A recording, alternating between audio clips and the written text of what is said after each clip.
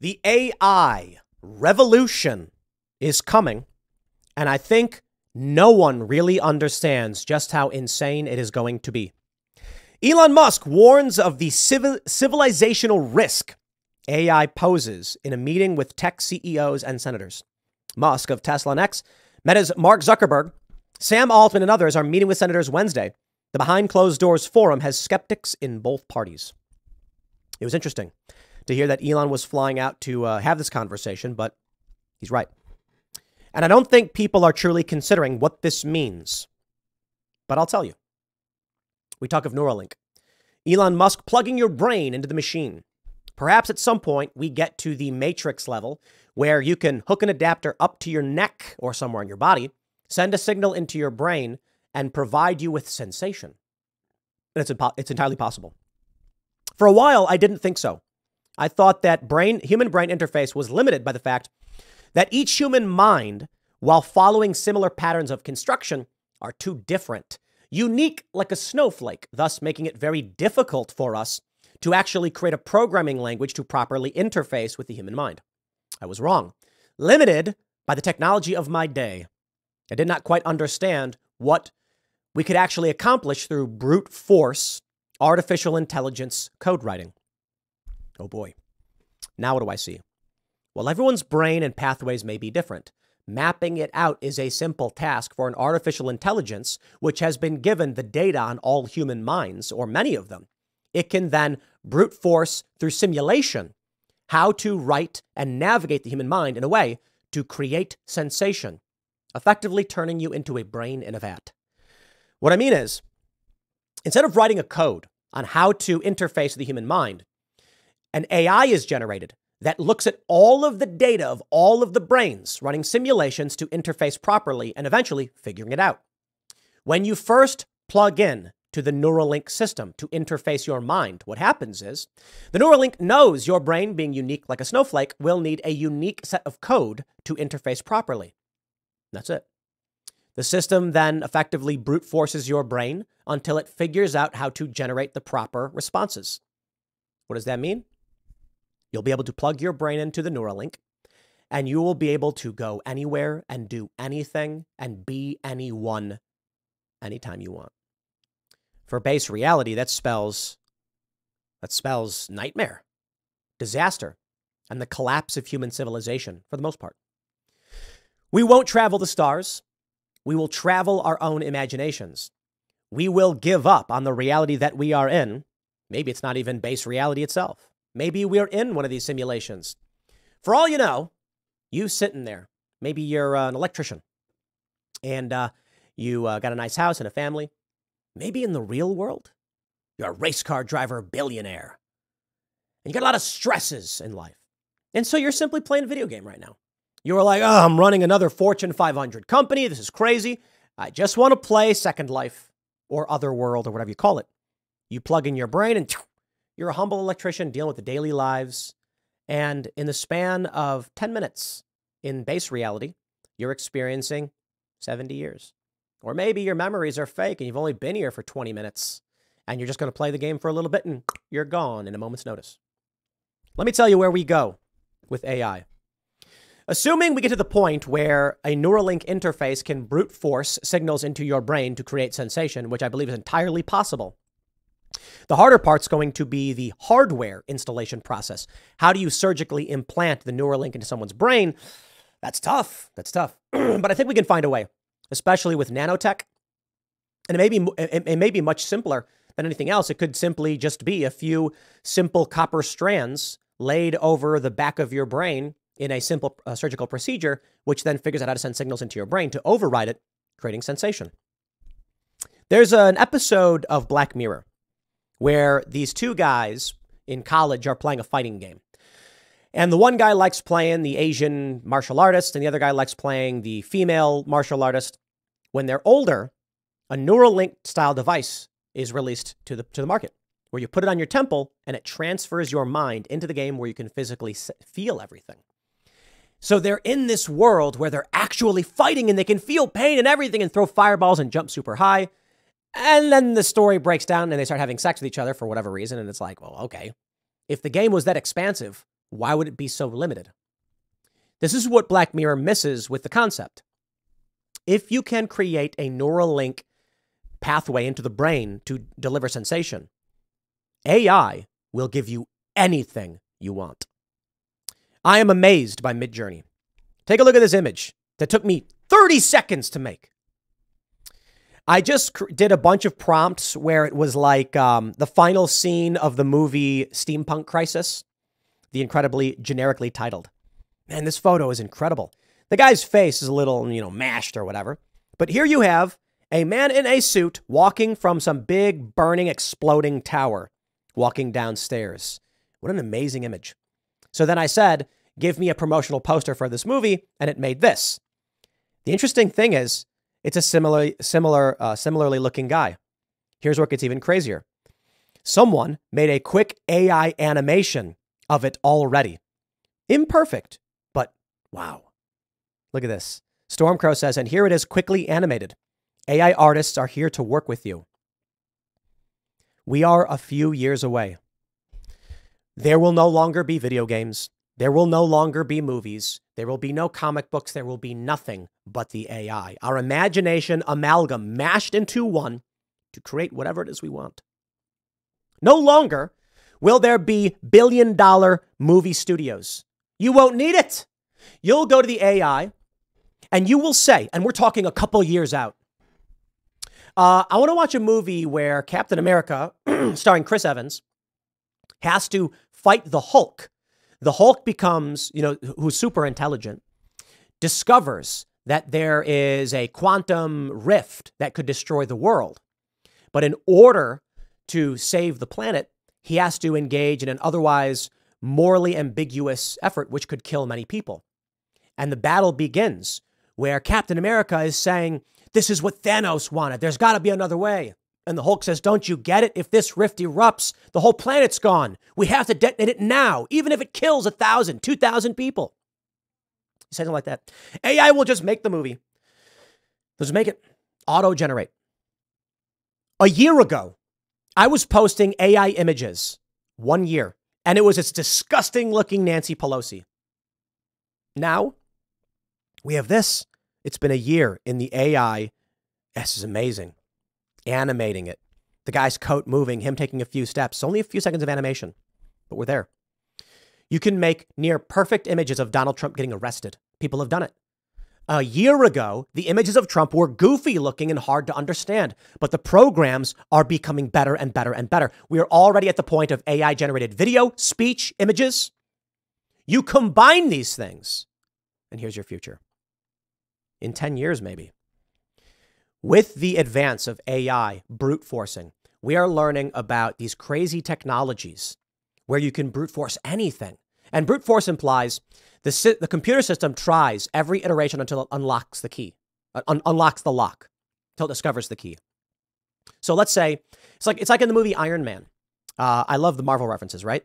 When he's Iron Man 2, actually, what a great reference with Elon Musk. When he's trying to create the new element, and he keeps telling the AI to simulate, and it can't do it. And then finally he finds something where he finds this video and his dad's like, I'm limited by the technology of my time, but I believe you'll crack this.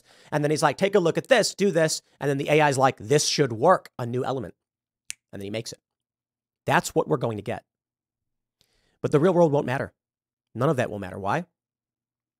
When the system can brute force your brain and find a way to break in and give you, stimulate you and give you, program you basically, you're going to say, not you maybe, but a lot of people, they're going to say, dude, yes. Because I've played Skyrim. It's fun. But imagine you could be in Skyrim, an immortal god who can throw fireballs. And you know what? No one needs to program it. No one needs to design anything. You simply tell the AI. You walk to your little pod with the Neuralink port, your adapter on your brain, and maybe it's even wireless. All it has to be is a little thing that just snaps to your neck like a magnet to transmit the signal.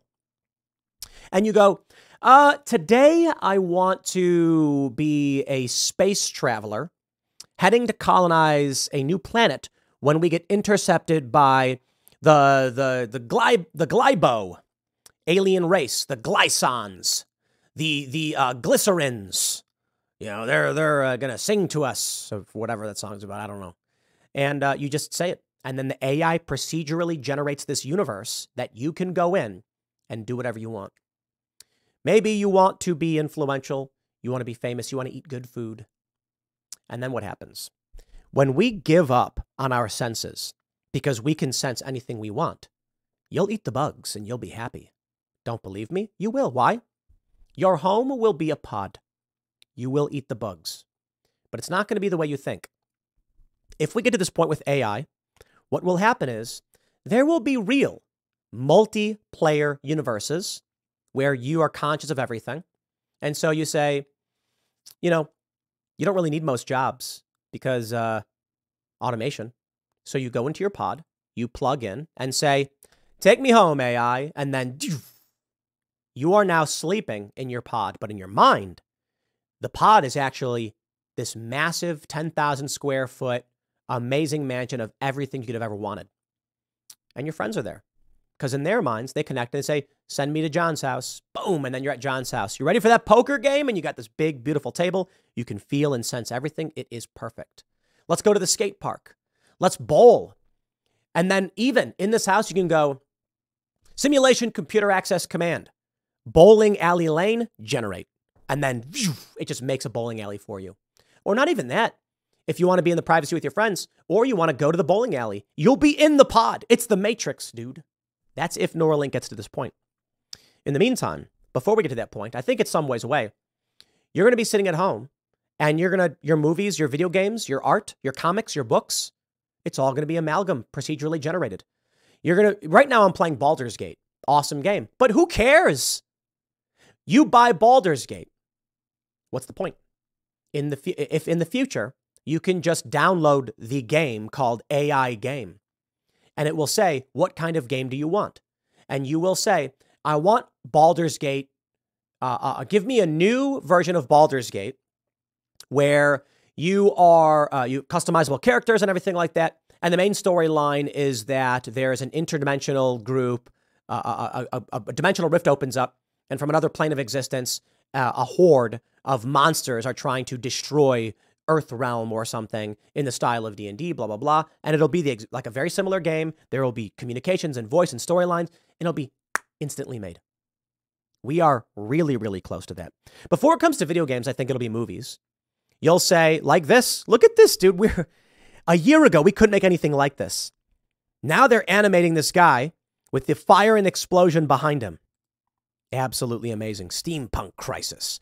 In the image, the detail is pretty amazing. In the animation, not so much. But look where we were 1 year ago with images. And now 1 year on, we are moving them. We are getting really, really close. Really close. In a couple of years, we'll be there.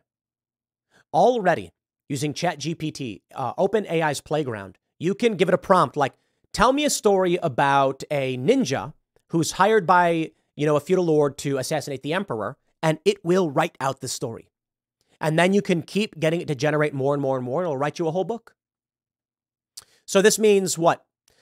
We are probably a year away from you being able to say, write me a novel about John Doe, a man who lost his memories, but slowly comes to discover that he's got masterful assassin technique abilities and martial arts prowess. And he uncovers a conspiracy where the villains had his memory erased in an attempt to make him work as a weapon for their evil corporation.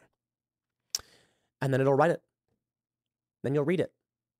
Now, maybe in the next year or so, these stories will be like, that was a little weak plot point. And then you'll go in, this is what you can do. You can then change a plot point in a sentence and then tell it to regenerate from that point on and change the story. That's how crazy things are getting. Movies, video games, art, you name it. This is the civilizational collapse because people will give up on the real world.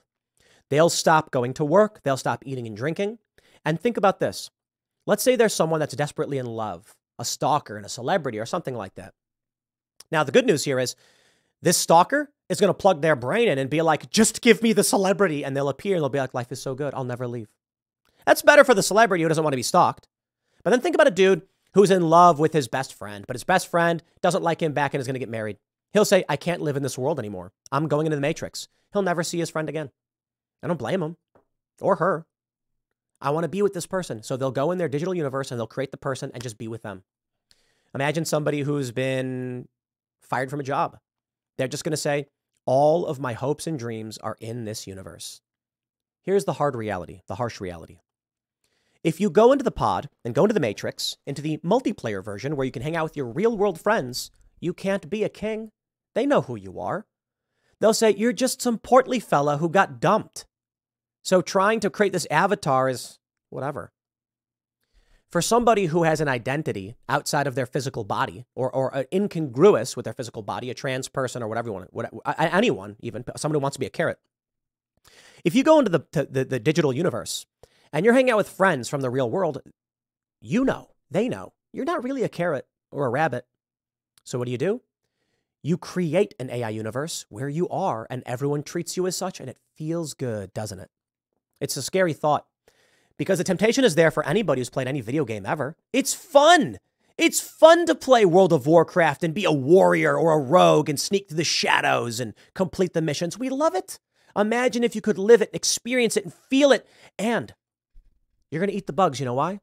Because in the real world, Neuralink goes beyond the fake world.